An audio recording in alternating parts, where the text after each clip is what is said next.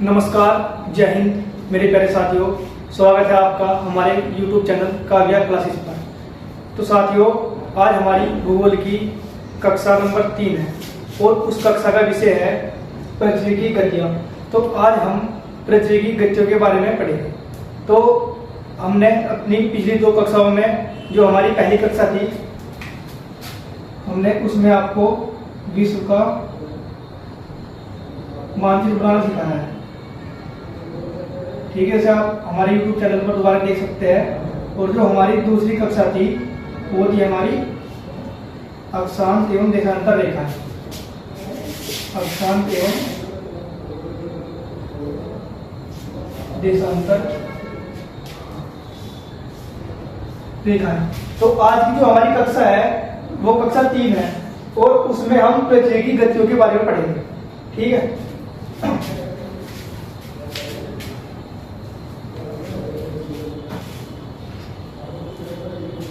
तो जैसे कि आप सबको ज्ञात है, जो हमारी पृथ्वी है वो कैसी है, वो एक गोले के समान है। ठीक है, जो हमारी पृथ्वी है वो एक गोले के समान है। और वो पृथ्वी क्या कर रही है, आपने एक लट्टू देखा होगा इस तरीके से। ये काफी बच्चों ने घुमाए हुए इस तरीके से। तो जब आप लट्टू घुमाते होंगे तो आप देख लोगे ये अपने अक्ष पे इस तरीके से घूमता है, इस तरीके से घूमता है। ठीक है, तो जो हमारी पृथ्वी है वो भी इसी प्रकार क्या है, जो पृथ्वी है वो भी अपने इसी प्रकार, जिस प्रकार लट्टू, जब आप लट्टू घुमाते हैं तो पहले तो ऐसे घूमता ऐसे करेगा, फिर एक जगह रुककर ऐसे घूमता रहेगा। तो पृथ्वी क्या है, पृथ्वी एक जगह रुककर इस तरह की घूम रही है और फिर वो इस तरीके से घूमती ऐसे क्या कर रही है, ऐसे चल रही है। ठीक है, तो हम जो है इस कक्षा में इन्हीं गतियों के बारे में पढ़ेंगे। तो क्या है कि पृथ्वी जो है वो 2 प्रकार से गति करती है। कितने प्रकार से? 2 प्रकार से। ठीक है, तो पहली कौन सी गति है? पहली है घूर्णन गति और दूसरी है आपकी परिक्रमण गति। ठीक है, तो जो हमारी पृथ्वी है, तो पृथ्वी गतियां है, वे कितने प्रकार की है? 2 प्रकार की। पहली घूर्णन गति और दूसरी परिक्रमण गति। तो घूर्णन गति क्या है? घूर्णन गति है कि जो पृथ्वी है, क्या है, जो हमारी पृथ्वी है, जब वो अपने अक्ष पर, किस पर ध्यान देना कि अपने अक्ष पर, जब अपने अक्ष पर, ठीक है, क्या करती है? घूर्णन करती है। अपने अक्ष पर घूर्णन करती है, तो इसे हम क्या कहते हैं? पृथ्वी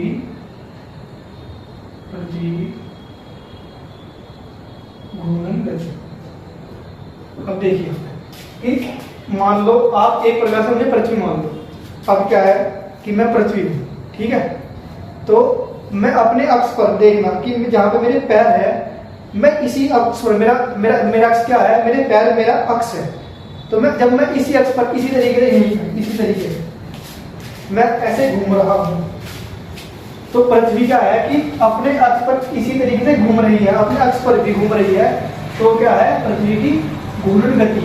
ठीक है, और परिक्रमण गति क्या है कि ये है सूर्य और मैं पृथ्वी हूं। मैं से घूमता एक, मान लो ये है, ये इस तरीके से यहाँ पे, ठीक है, ये यहाँ पे सूर्य है। अब आप इस तरीके से मुझे मान सकते हैं कि पृथ्वी हूं। ठीक है, तो मैं क्या कर रहा हूं, मैं अपने अक्ष को घूमता और मैं उसके, जो ये हमारा सूर्य है, इस तरीके से ऐसे घूमता, अपने अक्ष पर भी घूम रहा हूं मैं, और इस तरीके से क्या कर रहा हूं? परिक्रमण कर रहा हूं। तो जो पृथ्वी है, ये सूर्य है, इसका इस तरह अपने अक्ष पर घूमते हुए भी, मान लो पृथ्वी का अक्ष अपने अक्ष पर घूमते हुए भी क्या कर रही है? इस तरीके से, ठीक है, क्या कर रही है? परिक्रमण कर रही है, यानी गति कर रही है। क्या कर रही है? गति कर रही है। कौन सी गति होगी हमारी? परिक्रमण। ठीक है, तो जो पृथ्वी गति है दो प्रकार की है, पहली घूर्णन गति और दूसरी परिक्रमण गति। परिक्रमण क्या है कि पृथ्वी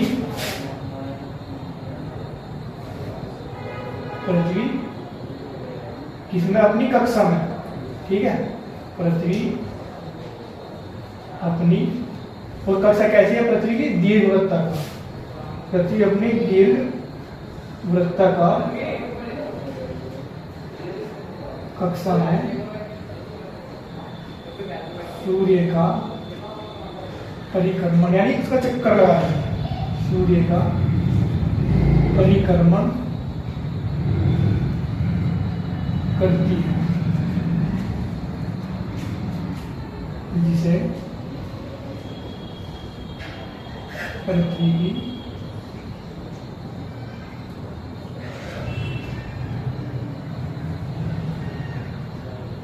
परिक्रमण गति कहते हैं। ठीक है, तो जो पृथ्वी क्या है कि जब अपने अक्ष पर घूर्णन करके अपने अक्ष पर घूमती है तो क्या होगा, पृथ्वी की घूर्णन गति। और जब सूर्य के चारों ओर क्या करती है, परिक्रमा करती है, तो क्या होगी हमारी परिक्रमण गति। तो अब यहाँ पे ध्यान दो कि जो पृथ्वी है, मैंने आपको थोड़ी देर पता कि क्या है, गोल जैसी है।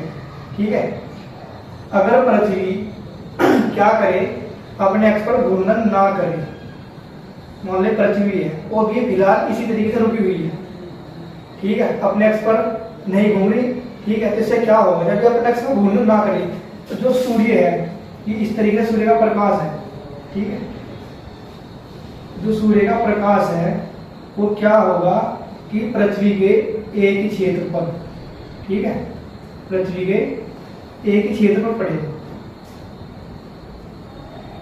और जब प्रकाश पृथ्वी के हर वक्त एक ही क्षेत्र पर पड़ेगा तो क्या होगा कि जो हमारा क्षेत्र है जिस पर प्रकाश पड़ रहा है वहां दिन होगा, और जहां पर प्रकाश नहीं पड़ रहा, ठीक है, इस तरीके से, इस तरीके से मान लो पृथ्वी गोल है, ठीक है।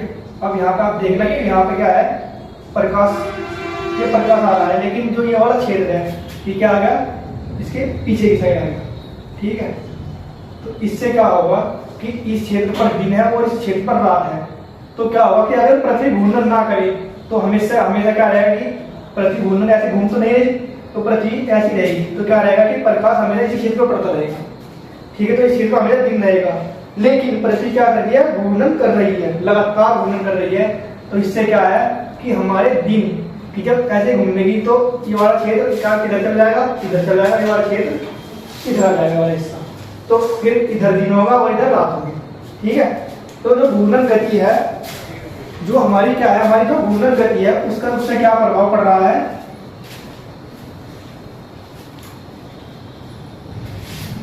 तो घूर्णन गति के कारण क्या हो रहा है, घूर्णन गति से हमारा क्या है, दिन और रात में परिवर्तन, दिन और रात में परिवर्तन आता है, ठीक है।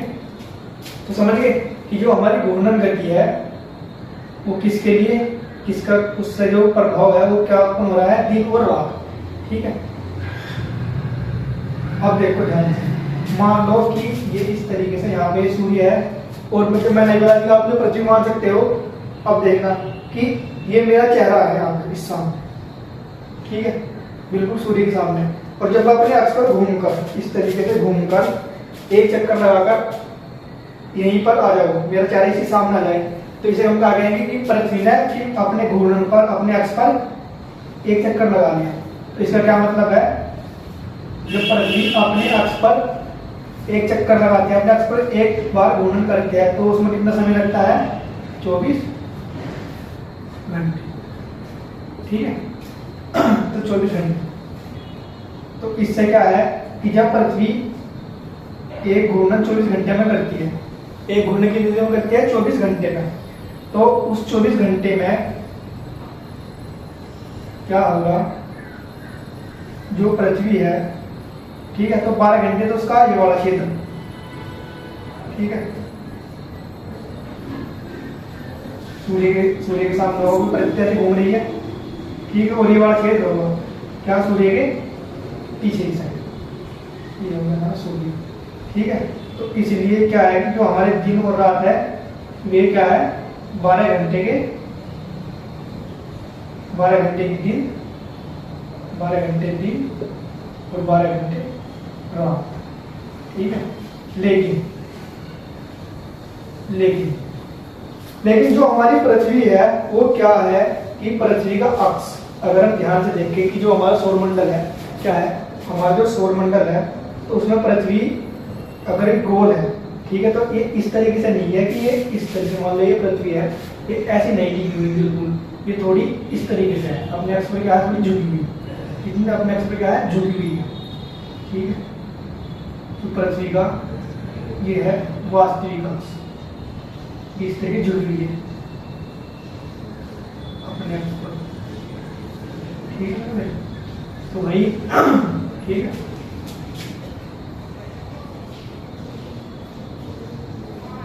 ठीक है, तो इससे क्या होगा कि जो हमारा दिन रात है पृथ्वी के अपने अक्ष पर झुके होने के कारण जो दिन रात है लगभग वे बराबर नहीं होते। अब क्यों नहीं होते? ठीक है, अब देखो ध्यान से, मान लो यहाँ का हमने सूर्य बनाया, ये सूर्य है, ठीक है, ये देखो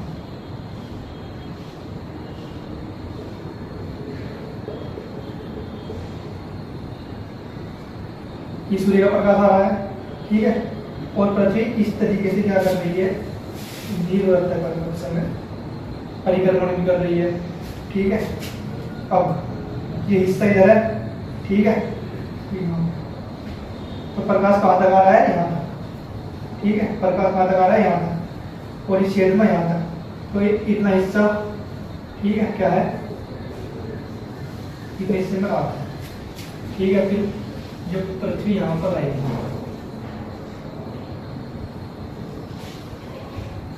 ठीक है,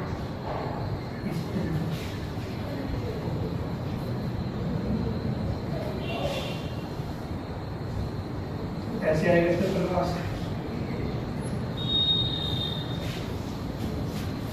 शायद दिखाई नीचे। ठीक है, मैं थोड़ा ऊपर बना देता हूँ, आपको दिखाई नहीं रहा हो, नजर साफ करके थोड़ा ऊपर आपको समझाते हैं।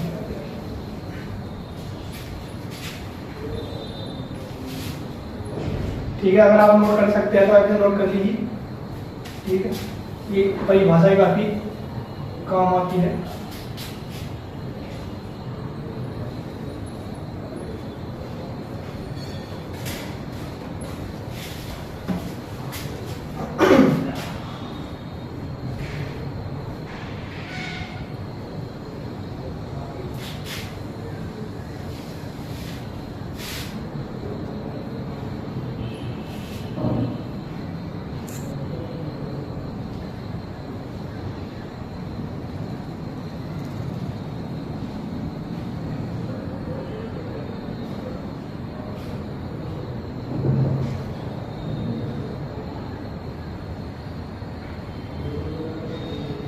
तो जो पृथ्वी जब घूर्णन करती है तो उससे क्या होता है, आपको अभी थोड़ी देर पहले मैंने बताया, उससे दिन और रात में परिवर्तन होता है। ठीक है, और पृथ्वी अपने अक्ष पर कितनी झुकी हुई है 22.5 डिग्री। ठीक है, और जब हम पृथ्वी का कक्षीय झुकाव क्षैतिज झुकाव तो कितना है, याद देखिए। ठीक है, ठीक है, क्षैतिज झुकाव ये कितना है 66.5 डिग्री। ठीक है, तो जो पृथ्वी का अपने अक्ष पर झुका होने के कारण जो हमारे दिन रात है क्या है, जो हमारे दिन रात है वे क्या है बराबर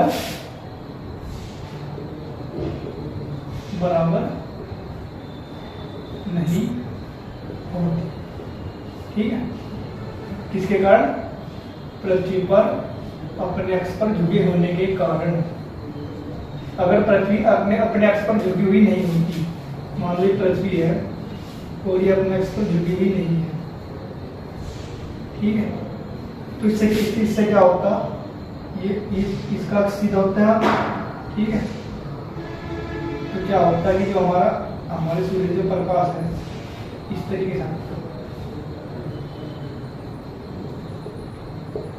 लेकिन जो हमारे ध्रुव है, उत्तरी और दक्षिण ध्रुव, इन पर प्रकाश कभी पहुंच नहीं पाता, तो यहाँ क्या होता है, हर वक्त रात रहती है। लेकिन अब हमारा जो वास्तविक अक्ष है वो कहाँ पर है, वो यहाँ पर है। ठीक है, वो कहाँ पर है, यहाँ पर। अब यहाँ पर देखो, और ये अक्ष यहाँ पर है। ठीक है, तो अब क्या दिखाई दे रहा, जो प्रकाश है वो कहाँ पे पहुंच रहा, यहाँ।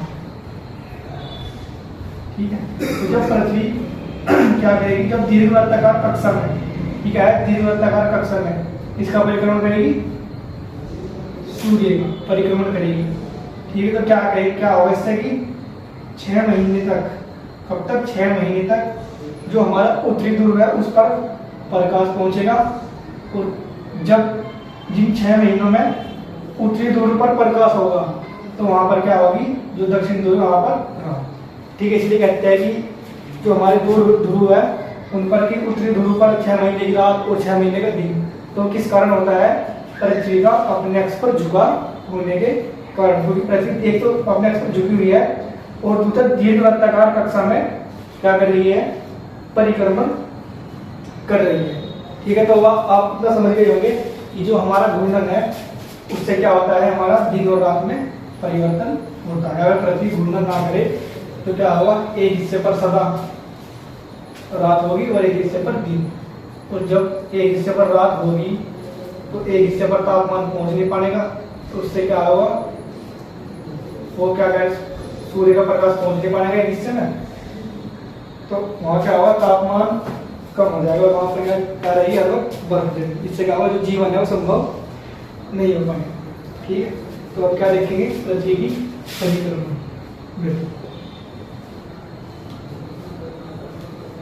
पृथ्वी की परिक्रमण करो।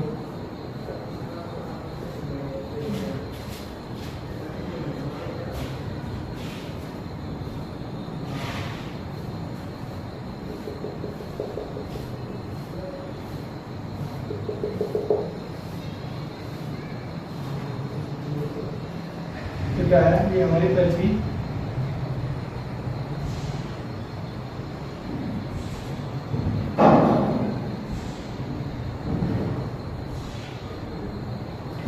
तो पृथ्वी क्या है, जब सूर्य का चक्कर लगाती है, क्या करती है, सूर्य का चक्कर लगाती है। ठीक है, कितने समय सूर्य का चक्कर लगाती है, पृथ्वी सूर्य की परिक्रमा, सूर्य की एक परिक्रमा कितने समय में करती है, 365 घंटे। ठीक है, और 6 घंटे। पृथ्वी सूर्य की एक परिक्रमा कितने समय में करती है, 365 दिन और 6 घंटे में। तो इससे क्या होता है, जो हमारी परिक्रमण गति है, ठीक है, इनके कारण क्या होता है, इनके कारण होता है आपका ऋतु परिवर्तन। ठीक है, तो जो हमारी परिक्रमण गति है, तो पृथ्वी की परिक्रमण गति है, वो किसके लिए उत्तरदायी है, वो है ऋतु परिवर्तन के लिए। अब देखिए कैसे ऋतु परिवर्तन के लिए, ये सूर्य है और पृथ्वी इस तरीके से गति करेगी अपने दीर्घवृत्त का कक्षा में। ठीक है, ये हो गई हमारी भूमध्य रेखा। भूमध्य रेखा आपने पहले कक्षा में, आपको पिछली कक्षा में हमने पढ़ाई है। अगर आप अक्षांश देशांतर रेखाओं के बारे में नहीं जानते तो आप एक बार हमारी पिछली कक्षा को देख सकते हैं। ठीक है,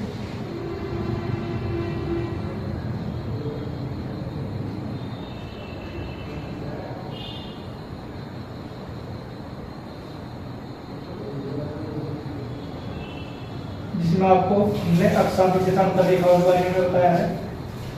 और आपको 3 महत्वपूर्ण रेखाएं, ठीक है, कौन कौन सी, भूमध्य रेखा, कर्क रेखा और मकर रेखा। ठीक है, भूमध्य रेखा क्या है, जो पृथ्वी के बिल्कुल मध्य से गुजरती है, कितनी है, 0 डिग्री। ठीक है, और कर्क रेखा आपकी 23.5 डिग्री। ठीक है, और ये जब दक्षिणी गोलार्ध में मकर रेखा। तो क्या है,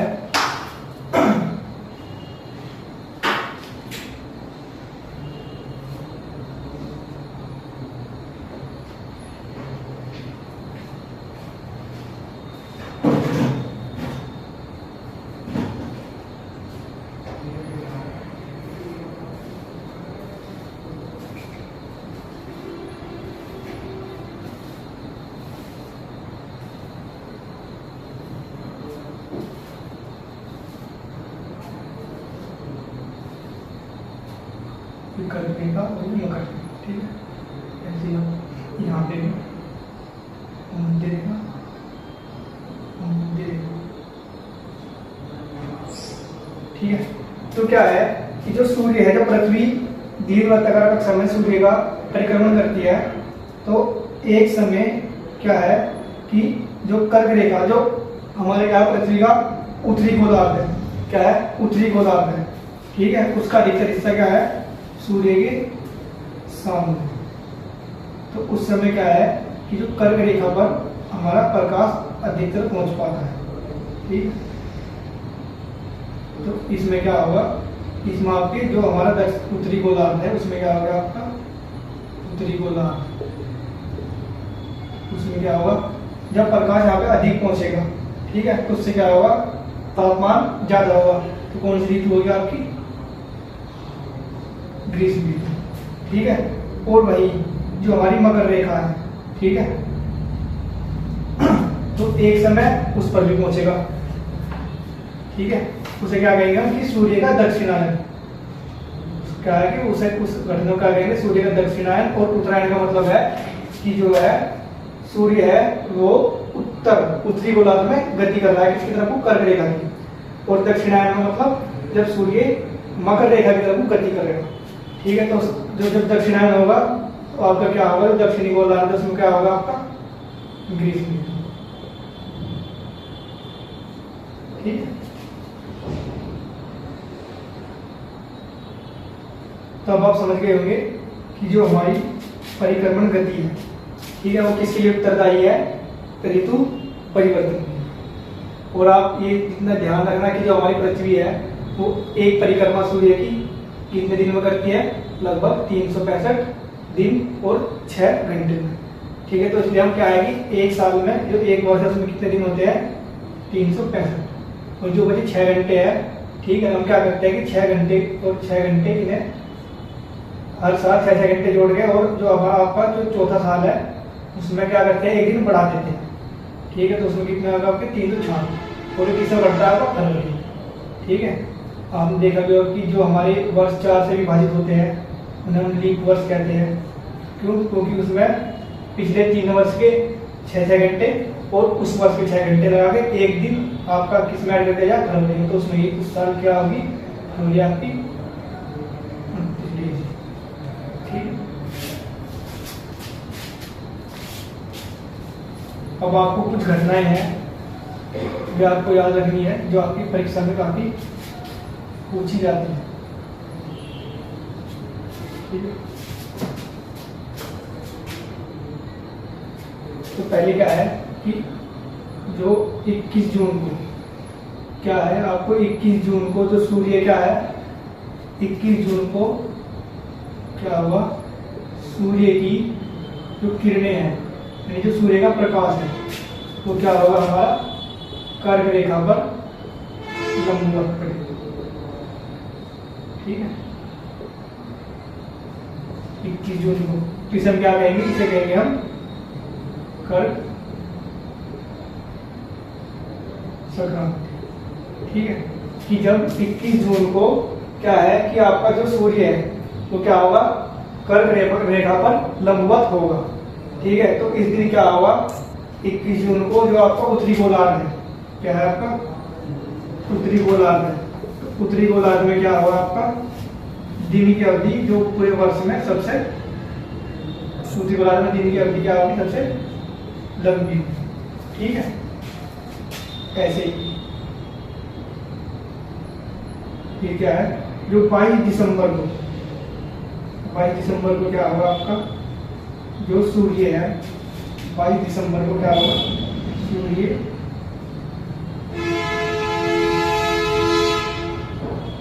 मकर रेखा पर लंबवत होगा, सूर्य की किरणें क्या है सूर्य का प्रकाश मकर रेखा पर लंबवत पड़ेगा, ठीक है।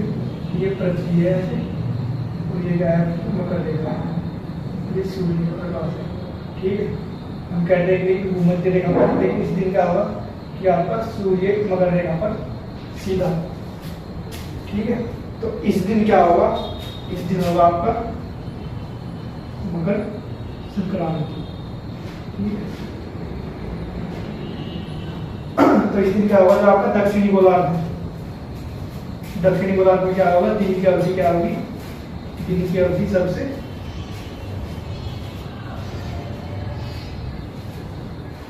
लंबी। और जो आपकी तीसरी घटना है, ठीक है, ये मैं कर दे रहा हूँ, आप इसे नोट कर ले, अभी आप याद कर ले, कल परीक्षा में आता है कि सूर्य कर्क रेखा पर किस दिन लंब होता है, उत्तरी गोलार्ध में किस तारीख को दिन की अवधि सबसे अधिक होती है, ठीक है। तो उत्तरी गोलार्ध में किस दिन होगी, 21 जून को, और दक्षिणी गोलार्ध में कब, 22 दिसंबर को। और तीसरी घटना क्या है कि जो सूर्य है, ठीक है, सूर्य क्या होगा, भूमध्य रेखा पर, भूमध्य रेखा पर बिल्कुल लंबवत होगा, ठीक है। जब सूर्य क्या होगा, भूमध्य रेखा पर लंबवत होगा, तो इसमें क्या होगा, ये वर्ष में आपके 2 दिन होता है। पहला क्या है, 21 मार्च, और दूसरा क्या आपका 23 सितंबर, ठीक है। और परीक्षा में किस तरीके से पूछा जाता है कि विषुव, ठीक है, इसी घटना को क्या कहते हैं, इसी घटना कहते हैं विषुव, ठीक है। इसमें क्या है कि दिन और रात की अवधि क्या होती है, दिन और रात बराबर, ठीक है। कब, 21 मार्च और 22 सितंबर को दिन और रात की अवधि बराबर होती है। इस घटना को क्या कहते हैं, इस घटना को कहते हैं विषुव, ठीक है, यानी कि आपका इक्विनोक्स, ठीक है। तो ये क्या है कि आपको ये तीन पॉइंट क्या आपको याद रखने हैं, और 2 पॉइंट आपके और है, ठीक है, वे आपको काफी परीक्षा में पूछे जाते हैं।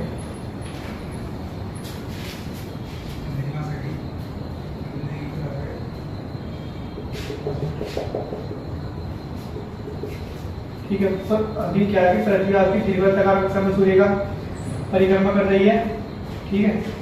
तो आप यहाँ पे ध्यान से देखो, क्या है कि जब पृथ्वी यहाँ होगी, यहाँ की डिस्टेंस देखो आप, और आप यहाँ की डिस्टेंस देखो, तो आपको दिखाई दे रहा होगा कि यहाँ पे दूर है, और यहाँ पे क्या है, यहाँ पे दूरी कम है। इसी तरीके से क्या है कि पृथ्वी एक दिन, वर्ष में एक दिन क्या होती है पृथ्वी पर और सूर्य से सबसे अधिक दूरी पर, ठीक है, क्या होती है सबसे अधिक दूरी पर, तो उसे हम क्या कहते हैं, उसे कहते हैं अपसोर। अधिकतम के लिए क्या है आपका अपसोर, ठीक है। और एक दिन क्या होगी पृथ्वी की सबसे निकटतम दूरी, ठीक है, तो उसे क्या कहेंगे हम उपसोर, ठीक है। इसके लिए क्या आपका एपीलियन, और इसके लिए क्या आपका पेरिलियन, ठीक है। तो इसमें क्या है कि इसमें लगभग कितनी, जो पृथ्वी और सूर्य के बीच की दूरी कितनी है, लगभग 15 करोड़। लेकिन अपसोर में क्या है कि लगभग जो पृथ्वी की और सूर्य के बीच की दूरी है वो लगभग 15 करोड़ 20 लाख लगभग, ठीक है, कितना लगभग, ठीक है। और इसमें क्या आपकी 14 करोड़ 80 लाख, ठीक है, 14 करोड़ 80 लाख की दूरी, ठीक है। तो जिस दिन पृथ्वी सूर्य के सबसे दूर होती है, यानी जिस दिन पृथ्वी और सूर्य के बीच की दूरी सबसे अधिकतम होती है, उसे हम क्या कहते हैं अपसोर। और जिस दिन सूर्य और पृथ्वी के बीच की दूरी क्या होती है, निम्नतम, ठीक है, उसे हम क्या कहते हैं, उसे कहते हैं हम उपसोर। और ये कब होती है उपसोर, 3 जनवरी, ठीक है, ये आपको तारीख याद रखनी है। और उपसोर आपका 4 जनवरी, ठीक है। अब आप समझिए कि उपसोर क्या है, निम्नतम दूरी, और उप मतलब छोटा। आप कहां से याद रहे थे कि आपने देखा कि उपराचार्य, उपाध्यक्ष, तो इनका क्या मतलब है, छोटा, ठीक है। तो छोटा आप छोटे से क्या समझेंगे, इससे कि कम दूरी, ठीक है। तो आपको ध्यान आ जाएगी उपसोर मतलब कम दूरी कब, 3 जनवरी को, और फिर जब उपयाद आया तो अब तो आप समझ ही गए होंगे, जब छोटा है फिर तो सब ज्यादा ही होगा, तो ये क्या होगा अपसोर, इसमें क्या हो गया आपकी दूरी अधिक। ठीक है, तो इसी के साथ क्या है कि जो हमारी आज की कक्षा है पृथ्वी की गतियां, इस कक्षा को हम यहीं पर समाप्त करते हैं। ठीक है, अगर आपको हमारी कक्षा पसंद आई हो तो आप इसे अपने दोस्तों से शेयर करें और हमारे चैनल को ज़्यादा से ज़्यादा सब्सक्राइब करें, हमें सपोर्ट करें। धन्यवाद, जय हिंद।